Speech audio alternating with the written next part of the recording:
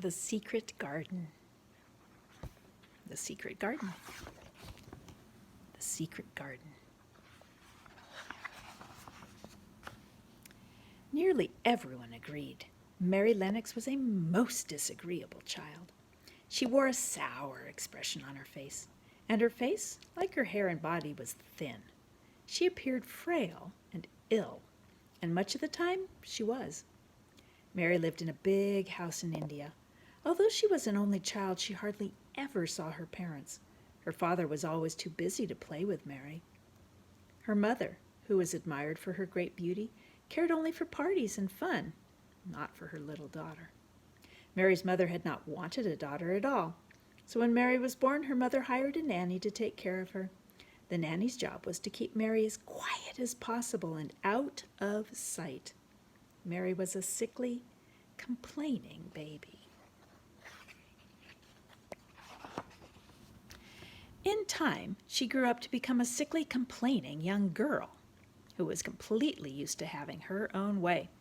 Her nanny and the servants gave in to Mary so that she would not cry and disturb her mother.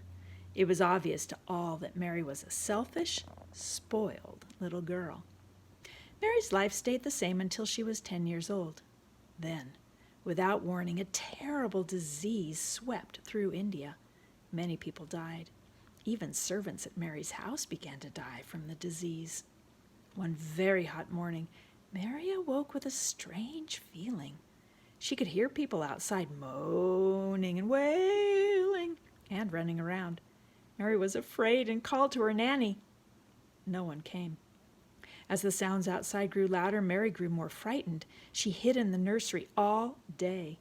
She had to eat biscuits and fruit left from the day before. Most of the time, Mary cried. Soon she cried herself to sleep. When Mary awoke the following morning, everything was silent. She felt alone, but she also felt angry that everyone had forgotten about her. Suddenly the door opened and 2 soldiers came in. They were surprised to find Mary there. "Why did nobody come?" Mary demanded, stamping her foot. "Poor little kid," said one of them. "There's nobody left to come."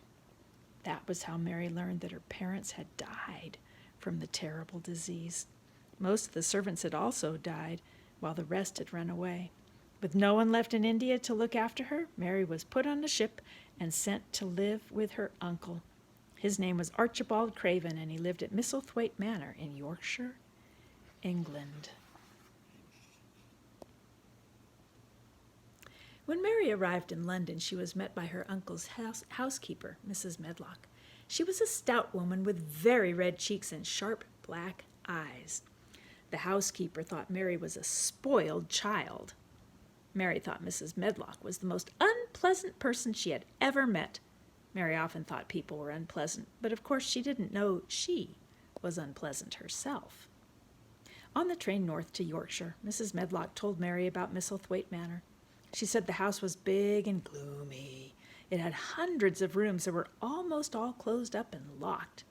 Around the house was a big park, and beyond that was the moor. "What's the moor like?" asked Mary. "Oof, it's just miles and miles of dreary, bare land.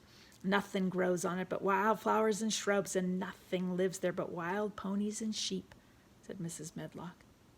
The 2 were quiet for a while. Then in the carriage ride to Misselthwaite Manor, Mrs. Medlock said, "Don't expect to see your uncle. He never troubles himself about anyone. He's got a crooked back and always was a bitter person until he got married. His wife was sweet and pretty, and he adored her. But when she died, it made him stranger than ever.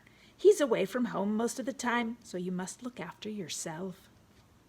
When they arrived, Misselthwaite Manor was dark, except for one dim light. A butler opened a huge oak door and told Mrs. Medlock, "You're to take her to her room. Mr. Craven is going to London in the morning and won't see her now." Mary was led upstairs and down many long hallways to a room with a fire in it. Supper was on the table. "Here," said Mrs. Medlock, "you live in this room and the next. Just see that you stay here. I don't want you poking about the rest of the house." On this first night at Misselthwaite Manor, Mary had never felt quite so sad in all her life.